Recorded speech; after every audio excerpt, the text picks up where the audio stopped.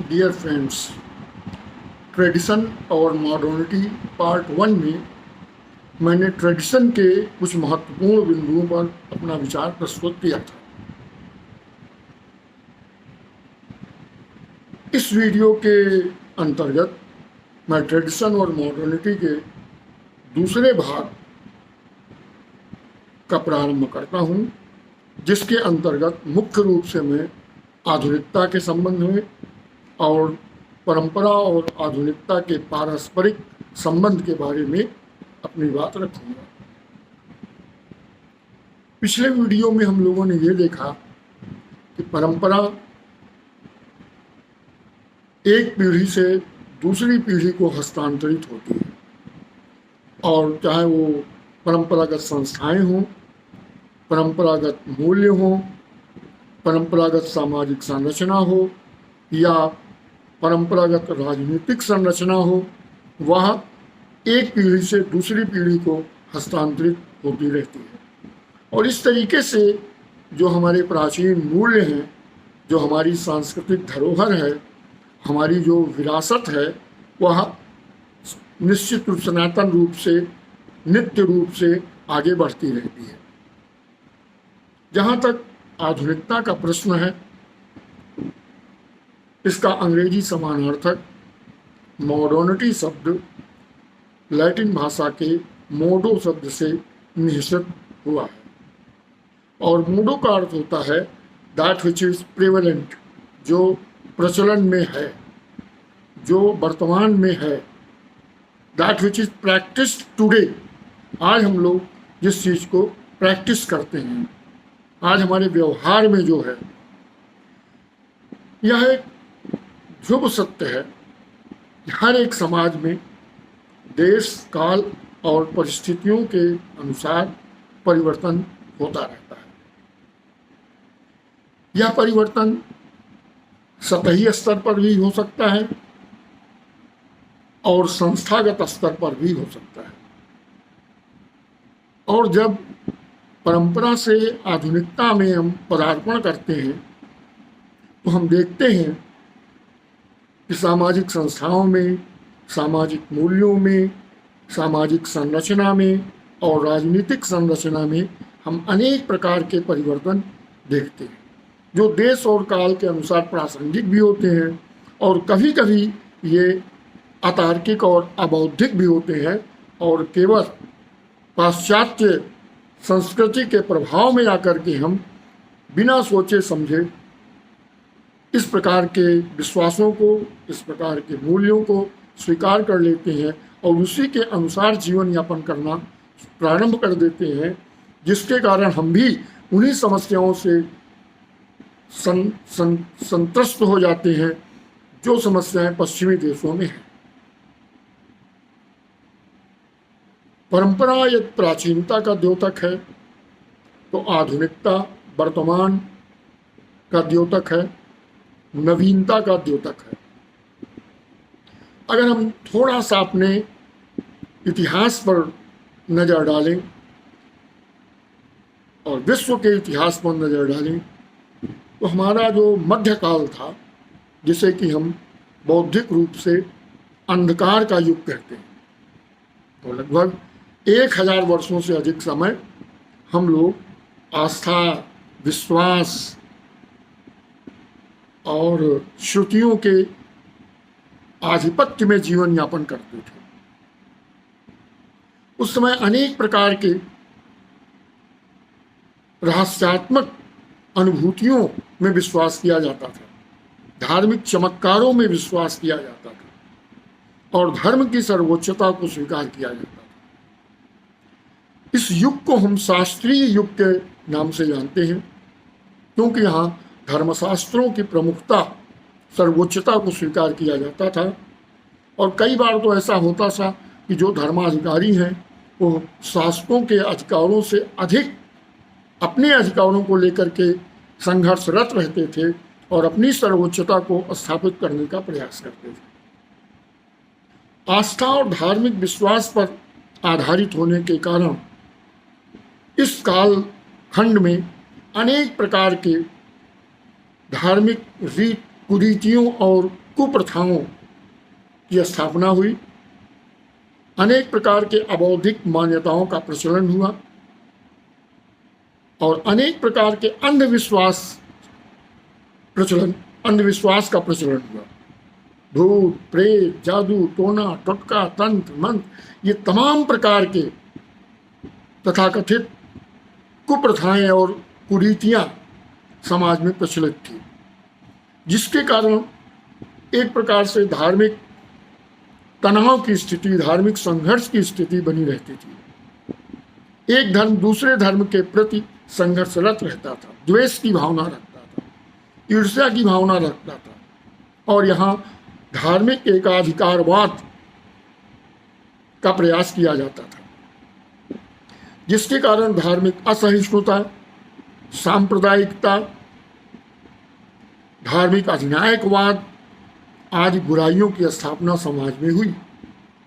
और जब राज्य भी धर्म के अधीन हो गया, जिसे हम धर्मतंत्र के रूप में जानते हैं, तो वहाँ धार्मिक अधिनायकवाद के कारण अनेक प्रकार के भेदभाव स्थापित हुए, अनेक प्रकार के शोषण की व्यवस्थाएं हुई, धार्मिक संस्थाएं शोषण का अड्डा बन गई, धार्मिक अत्याचार होते थे, धर्म के आधार पर ही समाज में दंड दिया जाता था और जो सामाजिक संरचना थी और राजनीतिक संरचना थी वो धर्म के अधीन थी। आगे चल करके 16वीं शताब्दी से इसके विरुद्ध अनेक प्रकार की प्रतिक्रियाएं प्रारंभ हुई और इस कालखंड के विरोध में दो प्रकार की प्रवृत्तियां उल्लेखनीय हैं। एक धार्मिक सुधार आंदोलन जो मार्टिन लूथर के द्वारा चलाया गया था और दूसरा पुनर्जागरण काल, जिसके पश्चात आस्था और धार्मिक विश्वास के स्थान पर तार्किकता और बौद्धिकता की सर्वोच्चता को स्वीकार किया गया। और कभी कभी इसीलिए आधुनिक युग को बौद्धिकता का युग कहा जाता है, तार्किकता का युग कहा जाता है। आधुनिकता के अंतर्गत हम धार्मिक मान्यताओं के स्थान पर वैज्ञानिक मान्यताओं को स्वीकार करने लगे और इसके कारण जब हम धर्म के स्थान पर बुद्ध की सर्वोच्चता को स्वीकार किए तो धीरे धीरे व्यक्तिगत स्वतंत्रता का विचार आया, धार्मिक स्वतंत्रता का विचार आया, अभिव्यक्ति की स्वतंत्रता का विचार आया और फ्रांसीसी क्रांति के बाद जब स्वतंत्रता, समानता और भ्रातृत्व की भावना का विकास हुआ तो पूरे विश्व में प्रजातंत्रीकरण की प्रक्रिया प्रारंभ हो गई, जहाँ पर यह कहा गया कि कोई ईश्वर के द्वारा निर्धारित शासक नहीं होता है, परंपरा से कोई शासक नहीं होता है, राजशाही के अंतर्गत राजा का बेटा ही राजा नहीं हो सकता है, बल्कि आम जनता जिसको चाहेगी वो शासक होगा। शासितों के द्वारा शासकों का चुनाव किया जाए और पूरे सत्ता पर आम जनता का अधिकार हो। यही प्रजातंत्र का मूल मंत्र था, जिसके अंतर्गत वैचारिक स्वतंत्रता, व्यक्तिगत स्वतंत्रता, अभिव्यक्ति की स्वतंत्रता, न्याय की भावना, सामाजिक समानता की भावना, राजनीतिक समानता की भावना का विकास हुआ। तो इस तरीके से आधुनिकता के साथ साथ अनेक प्रकार के सकारात्मक परिवर्तन हुए। यह परिवर्तन सामाजिक संस्थाओं से लेकर के सामाजिक संरचना और राजनीतिक संस्थाओं में प्रसारित हुए। धीरे धीरे धर्मतंत्र के स्थान पर प्रजातंत्र की स्थापना हुई और फिर इसके बाद धीरे धीरे विज्ञान और प्रौद्योगिकी का विकास हुआ। और जब हमने बौद्धिक दृष्टिकोण और वैज्ञानिक दृष्टिकोण को अपनाना प्रारंभ किया तो अनेक प्रकार के मूल्यों पर प्रश्न चिन्ह लगना प्रारंभ हो गया और विशेष रूप से ये तथाकथित धार्मिक मूल्य थे जिनके कारण अंधविश्वास फैलता था। तब हम धीरे धीरे जब हम वैज्ञानिक दृष्टिकोण के कारण प्रौद्योगिकी का विकास होने लगा तो औद्योगिकरण के मार्ग पर हम चल पड़े। तो इस तरह से एक के बाद एक कई प्रकार की प्रवृत्तियां आधुनिकता के अंतर्गत विकसित होती गई, जिसे कि हम बौद्धिकीकरण प्रजातंत्रीकरण, औद्योगिकरण, नगरीकरण या शहरीकरण के नाम से और आगे चल करके संस्कृतिकरण के नाम से जानते हैं। ये सब एक दूसरे के प्रभाव में स्थापित होते चले गए। जब उद्योगों की स्थापना हुई तो तमाम प्रकार के जो उसकी इंफ्रास्ट्रक्चर की आवश्यकता होती है, शहरों का विकास हुआ, शहरीकरण की प्रक्रिया चल गई। और जब शहरीकरण की प्रक्रिया प्रारंभ हुई तो अनेक स्थलों से आकर के अनेक धार्मिक मान्यताओं वाले, अनेक परंपराओं को मानने वाले, अनेक संस्कृतियों को मानने वाले शहरों में बस गए और उद्योगों में एक साथ जब काम करने लगे तो उनको जो धार्मिक पूर्वाग्रह थे, जो मताग्रह था, धीरे धीरे वो कम होने लगा। और इसका ये परिणाम हुआ कि धार्मिक सहिष्णुता, धार्मिक उदारता, सर्वधर्म समन्वय की भावना या सर्वधर्म समभाव की भावना का विकास हुआ। और फिर धीरे धीरे प्रजातांत्रिक राज्यों में धर्मनिरपेक्षता की भावना का विकास हुआ। यद्यपि भारत में धर्मनिरपेक्षता के स्थान पर पंथ निरपेक्षता को ज़्यादा बढ़ावा दिया जाता है। यह समय की मांग है कि संस्थाओं के स्वरूप में परिवर्तन हो, समाज के स्वरूप में परिवर्तन हो और उसी देश काल और परिस्थिति को ध्यान में रखते हुए अनेक प्रकार की सामाजिक मान्यताओं का विकास हुआ। राजनीति के स्वरूप में परिवर्तन हुआ, राजनीतिक संस्थाओं के स्वरूप में परिवर्तन हुआ, सामाजिक और राजनीतिक मूल्यों में परिवर्तन हुआ। इसके बावजूद आधुनिक काल में अनेक प्रकार की विसंगतियां भी समाहित हुई। ऐसा माना गया कि आधुनिकीकरण की प्रक्रिया पश्चिमीकरण की प्रक्रिया है। और एक समय तो ये संदेह प्रकट किया जाने लगा, कहीं ऐसा तो नहीं है कि पाश्चात्य संस्कृति पूरे विश्व में प्रभावी हो जाएगी और अन्य संस्कृतियों को अपने अंतर्गत समाहित कर लेगी। लेकिन ऐसा नहीं है। जब हम आलोचनात्मक और बौद्धिक दृष्टिकोण अपनाते हैं तो हम जब विभिन्न प्रकार की संस्कृतियों का या विभिन्न धर्मों का मूल्यांकन करते हैं या विभिन्न प्रकार की राजनीतिक व्यवस्थाओं का मूल्यांकन करते हैं तो हम मूल्यों के आधार पर ही करते हैं। और तब हमें ये लगता है कि हमारे भारत के जो सांस्कृतिक मूल्य हैं, हमारे जो सामाजिक मूल्य हैं, हमारी जो मान्यताएं हैं, वे आज भी प्रासंगिक है, आज भी उनका महत्व है। और फिर ये प्रश्न उठने लगा कि कहीं ऐसा तो नहीं है कि हम आधुनिकता के अंधानुकरण में अपने सांस्कृतिक मूल्यों को, अपनी परंपरागत धरोहर को भुला न दें। और इसलिए पिछली शताब्दी में इस बात पर बल दिया जाने लगा कि क्या हम आधुनिकता और परंपरा के बीच सामंजस्य कर सकते हैं? क्या इनके बीच में कोई अंतर विरोध है? क्या आधुनिकता के मार्ग में परंपरा बाधक है? और जब हम निष्पक्ष रूप से बौद्धिक दृष्टिकोण से इस प्रश्न पर विचार करते हैं तो हमें लगता है कि परंपरागत मूल्यों में और आधुनिक जीवन शैली में या आधुनिक वैज्ञानिक दृष्टिकोण में कोई अंतर विरोध नहीं है। परंपरा कहीं से भी आधुनिकता के मार्ग में बाधक नहीं है, बल्कि परंपरागत मूल्य हमारे जीवन को मूल्यवान बनाते, हमारे जीवन की सार्थकता को बढ़ाते हैं।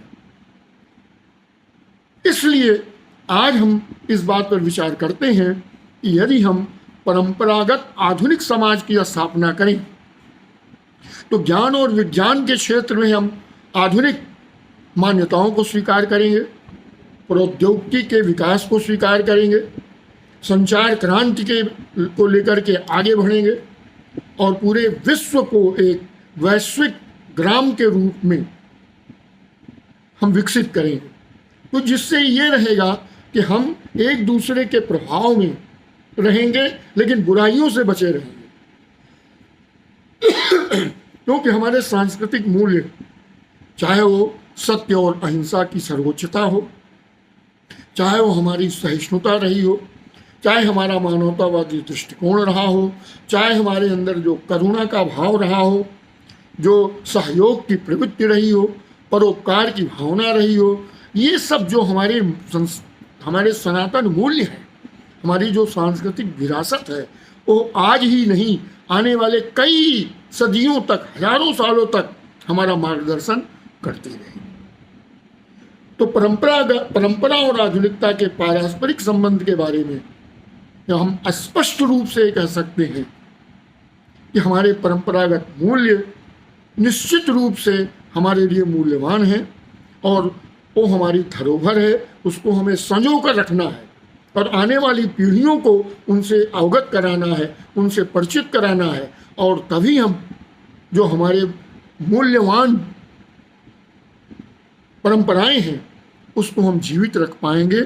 और इसके साथ ही साथ जो आधुनिक मान्यताएं हैं, जो वैज्ञानिक दृष्टिकोण है, जो बौद्धिक दृष्टिकोण है, उसको भी स्वीकार करते रहेंगे। यद्यपि यह भी विचारणीय प्रश्न है कि क्या आधुनिकता की भी कोई सीमा है? क्या विकास भी विनाशभावी हो सकता है, विनाश की ओर ले जा सकता है? ये तमाम प्रकार के प्रश्न हैं। या क्या प्रजातंत्र का विरोधाभास है? क्या हम स्वतंत्रता और समानता और न्याय की भावना के बीच सामंजस्य कर सकते हैं? ये तमाम प्रश्न हैं। और क्या हम भूमंडलीकरण के नाम पर एक ही संस्कृति और एक ही परंपरा का विकास करना चाहते हैं? ये तमाम विचारणीय प्रश्न हैं जो इस वीडियो में इनका विचार नहीं किया जा सकता है। आगे फिर कभी हम जब भूमंडलीकरण पर, वैश्वीकरण पर, आर्थिक उदारता पर, ग्लोबल मार्केट पर अपनी बात रखेंगे तो निश्चित रूप से इन सब के बारे में विचार किया जाएगा। धन्यवाद।